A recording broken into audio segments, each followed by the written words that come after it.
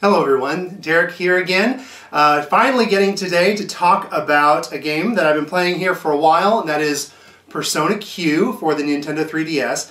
I bought this game right when it came out, but this has taken me quite a while to get through. It's a pretty lengthy game, but I'm really excited to finally be able to talk about it, and have a lot of things to say about the game. So we'll just jump right in. So the Persona Q game is a crossover game, and it actually crosses over a couple of different things. The first thing that it crosses over is the two storylines are from Persona 3 and Persona 4. Those characters, the stories, those things get crossed over.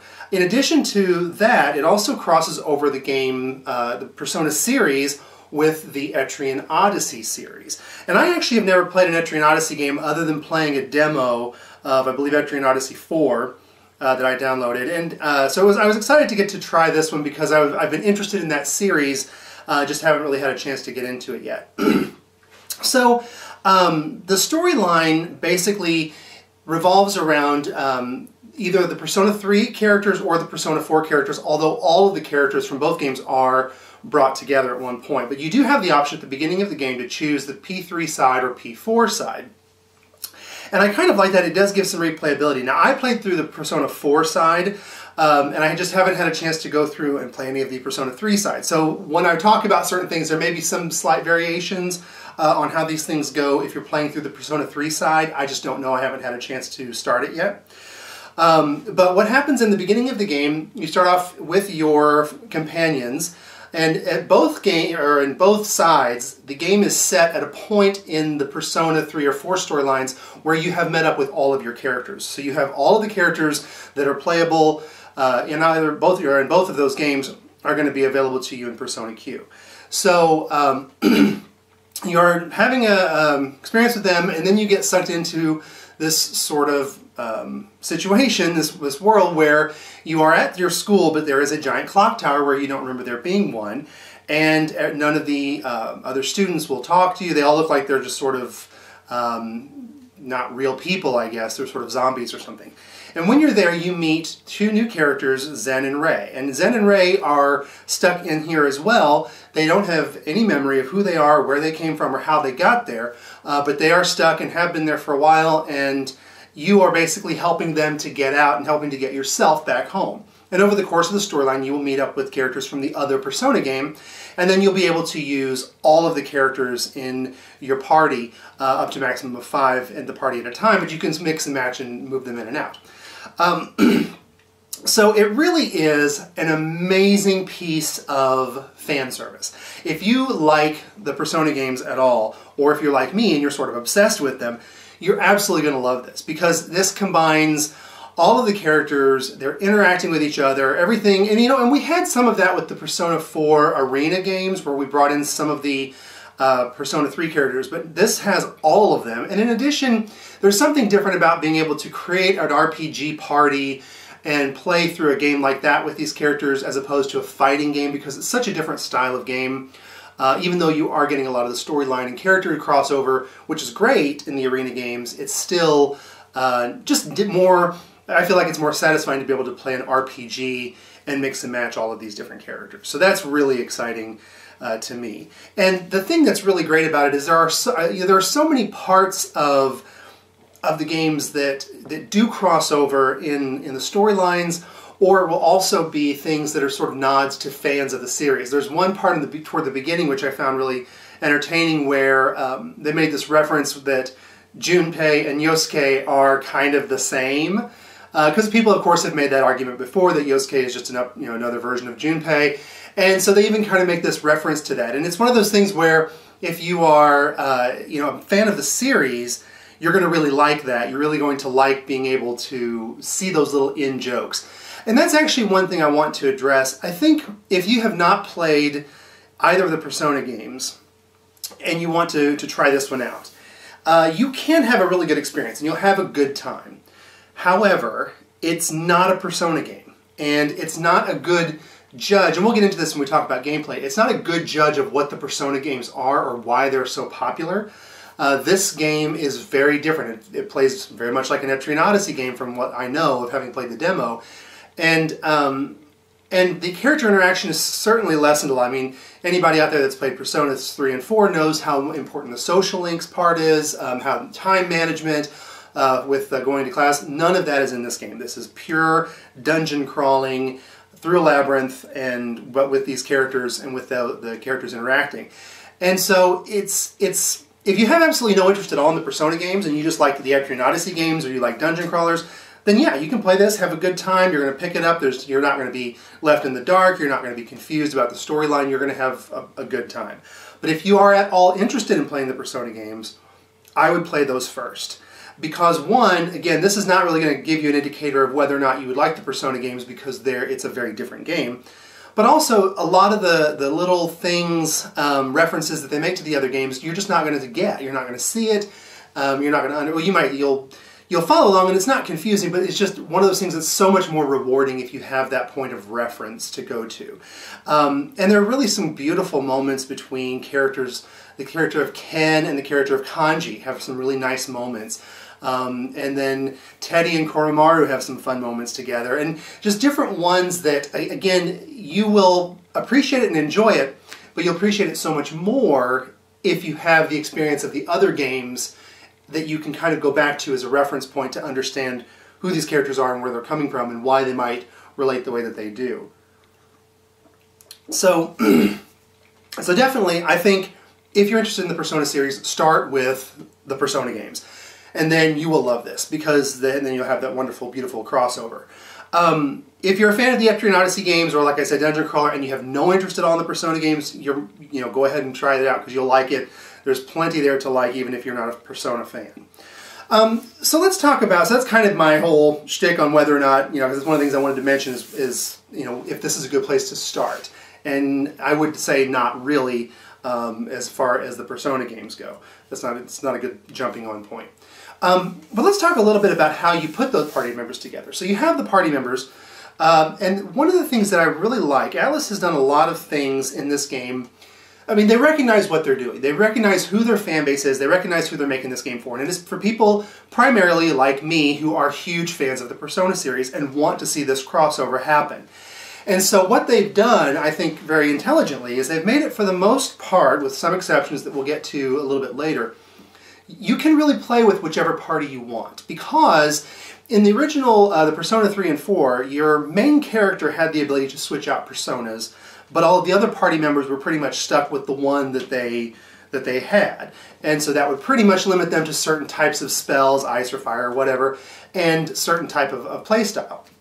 Well, what Persona Q has done is change that up a little bit. So now all of the characters, including your main character, they will always have their main persona equipped. So all of the spells and abilities that come with that main persona are always going to be available to them. But all of the characters, in addition, have something they call sub-personas. And then this is where you can switch out the personas with the different characters. So all of the characters can have these sub-personas that will allow you to cast additional spells and things like that. You cannot switch them in combat, though. So that's one thing that's a little different than the other games. You could switch out the main characters. This one, once you are in a combat situation, you're stuck with what you have. But you have 5 characters that can have different personas, so you can have all your bases covered. But I really like that because it doesn't paint you into a corner where you have to pick certain characters because other ones don't work, because any of the holes that you might have in your party, you can pretty much fill in with these sub-personas. There's also something, I think, a little bit, the way that they handle weaknesses and strengths is a little bit different. I don't want to get into that too much because I'm going to get into that in the gameplay, but I think it also helps contribute to the fact that you don't have to worry so much about what your party makeup is like. You can just pick the characters you like, which again, that's perfect for this kind of game because it's, look at how many different characters are on the cover. There's so many different ones, and there are ones that everybody's going to have their own favorites, and they're ones that they want to go back to and relive and experience with. So I love it that they've set it up this way where you can do that. So in the game, you're picking your 5 party members. You can have 3 in the front and 2 in the back, or vice versa, and that'll depend on what they can hit and their strengths and all that sort of role-playing goodness that goes into the party makeup. But again, you will have the ability to do different personas, sub-personas, to give them additional spells.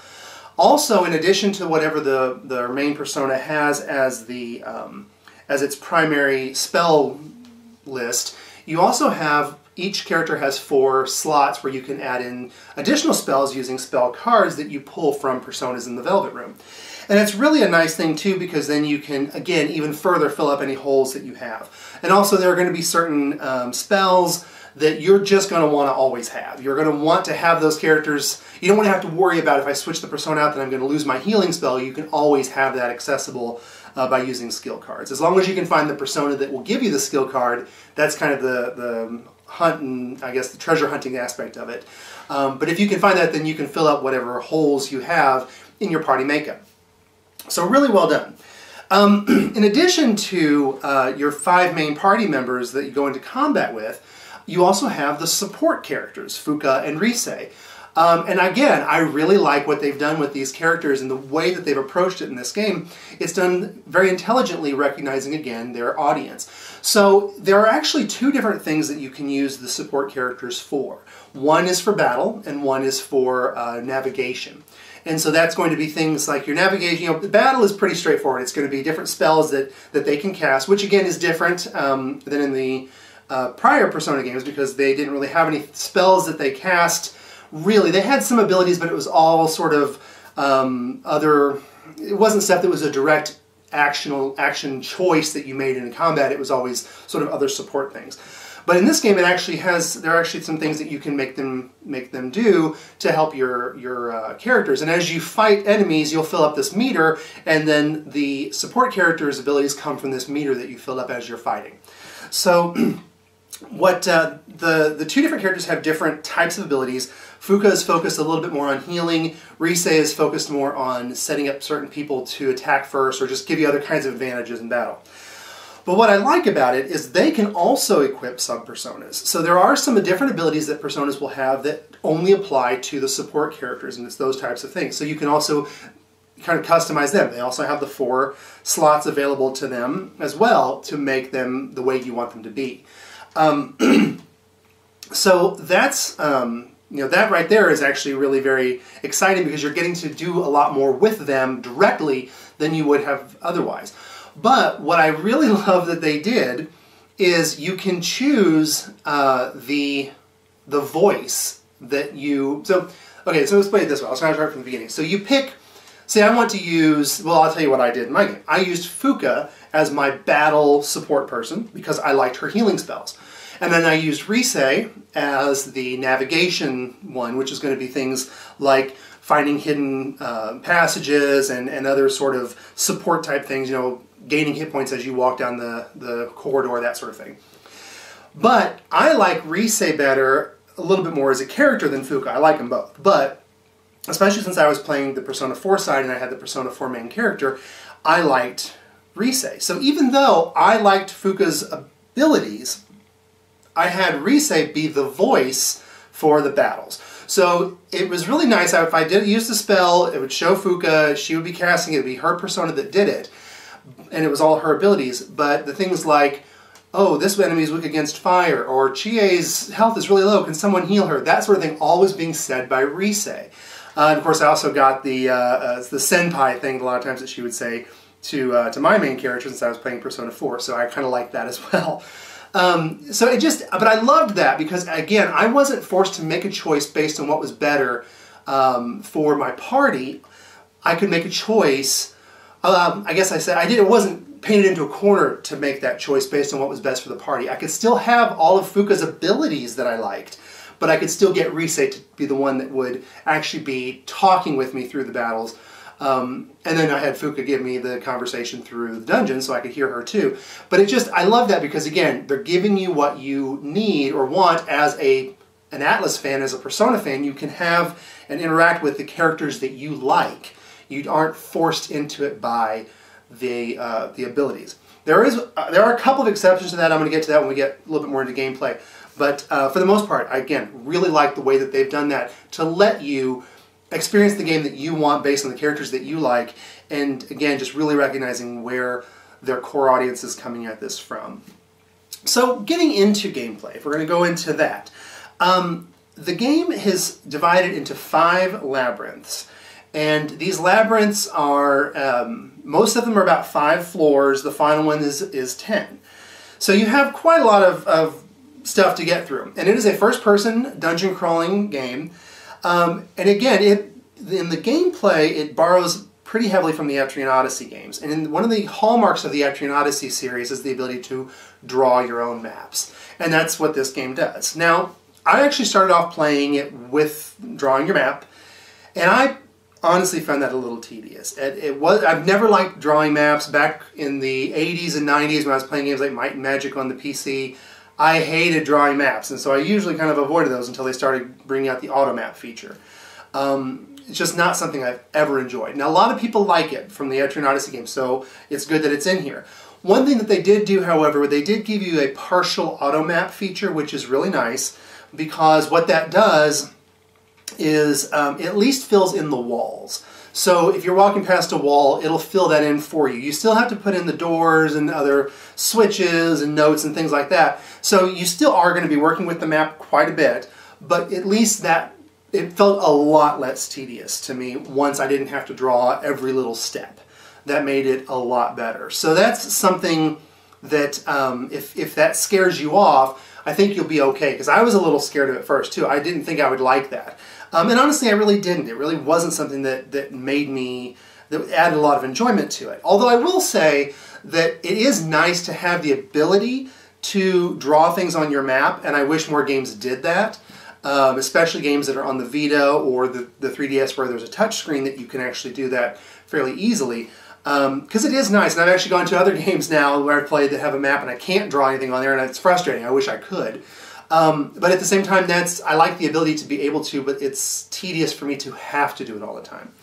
But overall, you do get used to it very quickly, and especially again, since I didn't have to do every step, it made it okay. It wasn't bad. So I would not let that deter you.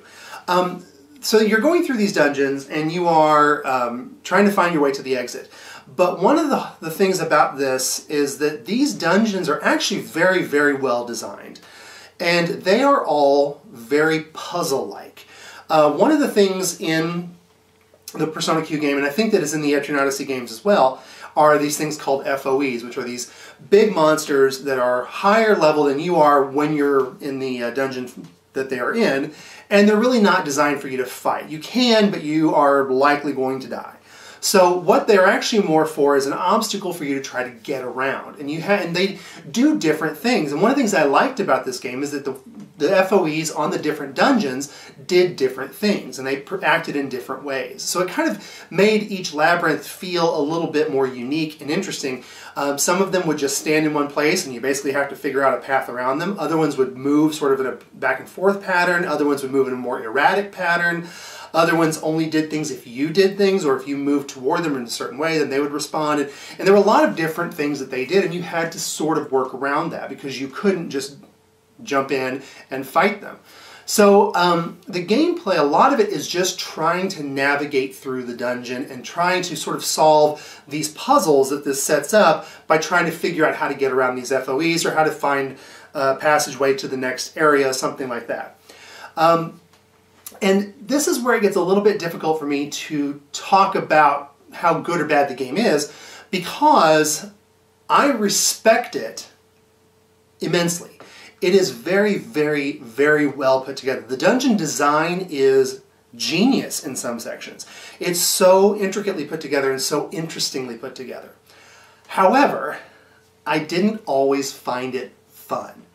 And then that's going to go to what kind of a gamer are you? What kinds of games do you like to play? What do you look for in RPGs? If you find dungeons boring and you don't like getting through them and you want something more intellectual, something that's a little bit more of a head scratcher, you're going to love this. And I did like it somewhat. I did actually enjoy part of that, and it was very satisfying to figure out a way around an FOE or how to get into a different area. And it was fun. But at the same time, it just kind of wore on me after a while. It felt a little tedious after a while. And a lot of times, there were a couple of instances where I just got stuck for a while. I could not figure out where to go, what to do next. And since you're drawing the map, if you missed something, the map's not going to help you. You have to put any special feature on it yourself. And so I would just find myself wandering back and forth a couple of times, trying to, going through the same rooms, fighting monsters, trying to figure out where am I supposed to go? Why can't I progress any farther? And that did lead to some frustration. It led to some just kind of getting annoyed with it.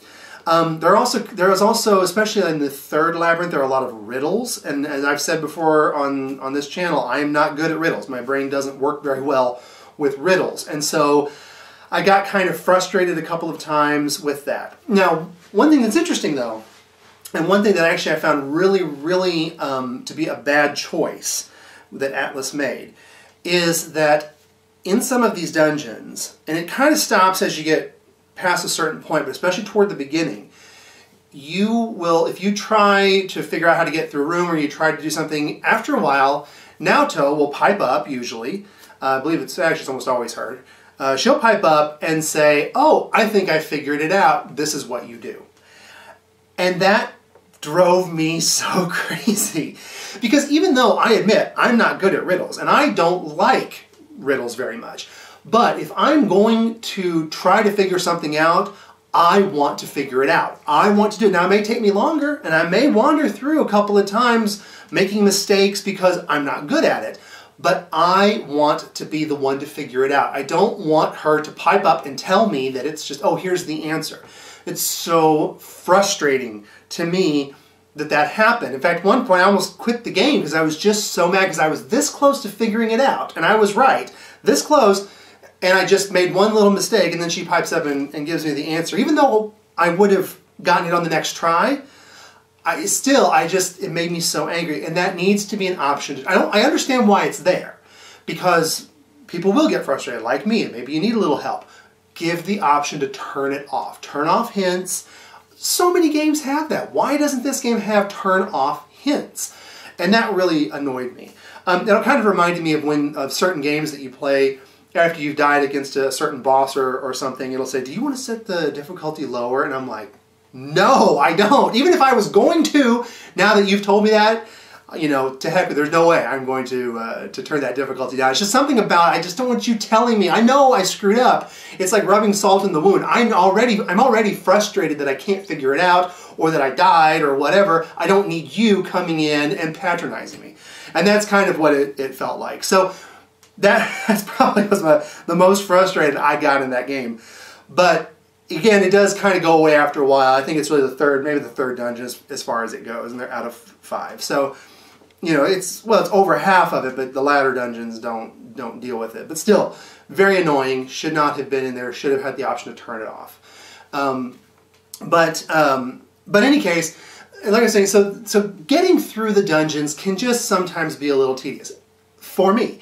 Again, you may like that. That might be something that you really like, and really you hear that and it gets you excited. And that's great if it is. I mean, there are a ton of people that love the Etrian Odyssey games, and I think that's what their bread and butter is. So, I mean, you're certainly not alone if you like that. So that's where, but that is the thing that actually made the game the most frustrating, or the least, it sucked away a lot of the fun for me. And I like that stuff to an extent. It's not that I want it to just be walk from point A to point B without anything interesting happening. It's just that it kind of got old. And I think I actually was kind of paying attention to the final dungeon. The final dungeon is a little different than some of the others, because the other dungeons are I think around 5 floors each.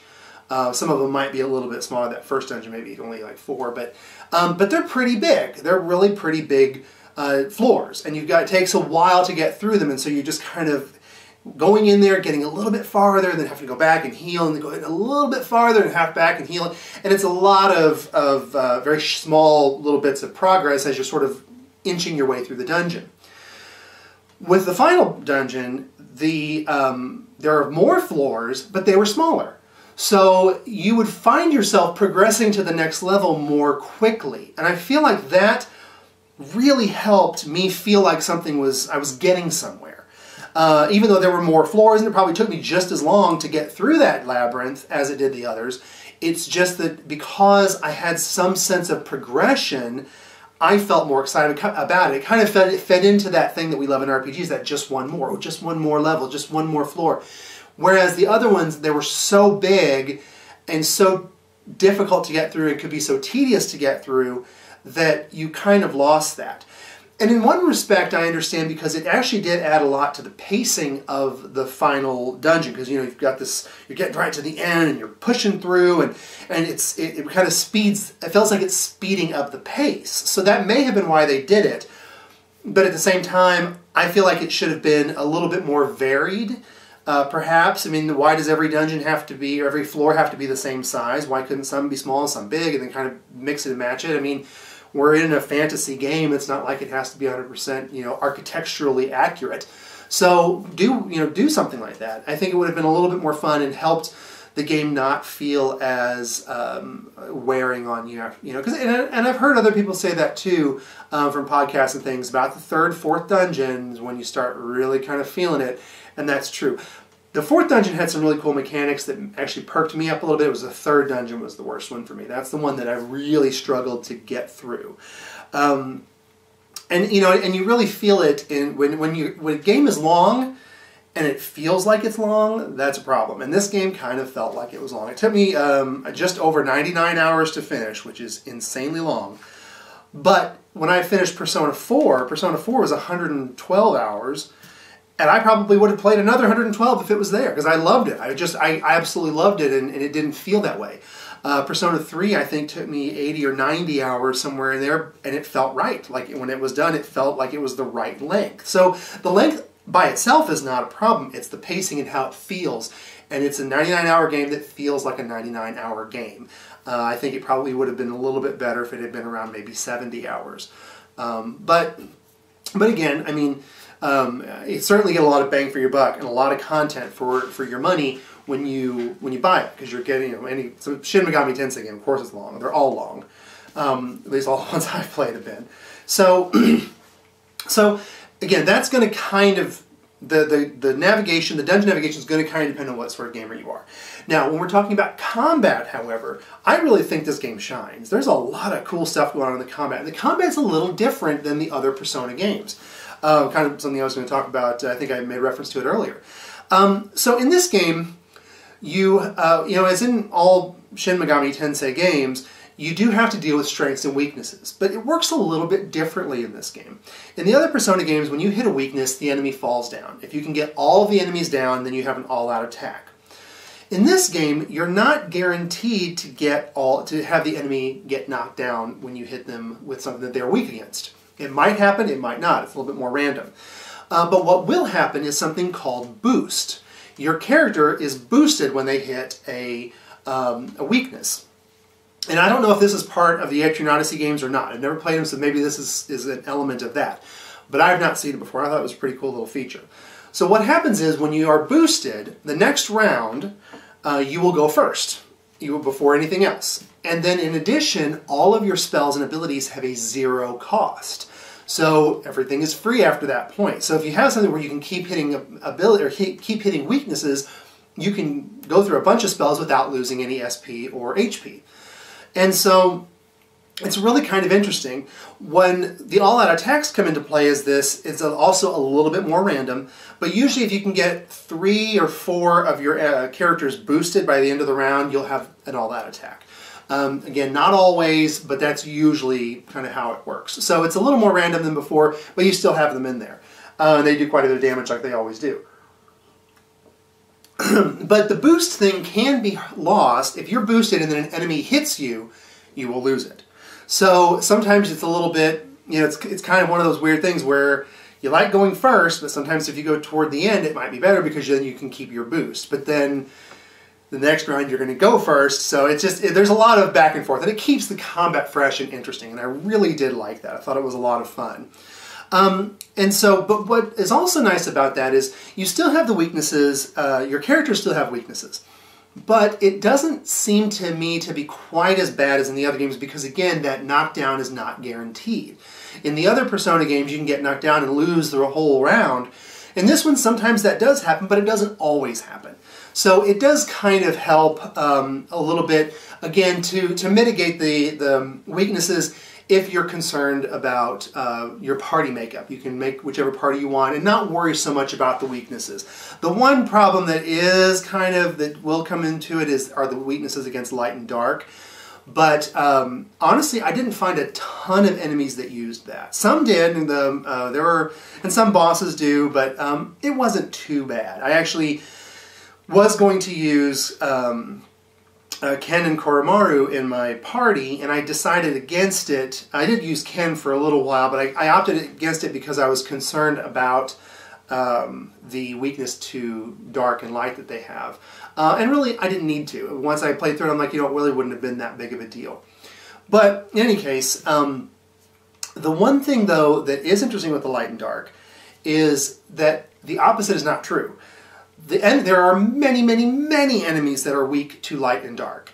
And it often, even the ones that aren't weak to light and dark, will be affected by it. In the other Persona games, I generally didn't use like the Hama or the Mudo skills, because unless they were weak, because they would generally not hit very often. Most insta-kill spells don't in RPGs.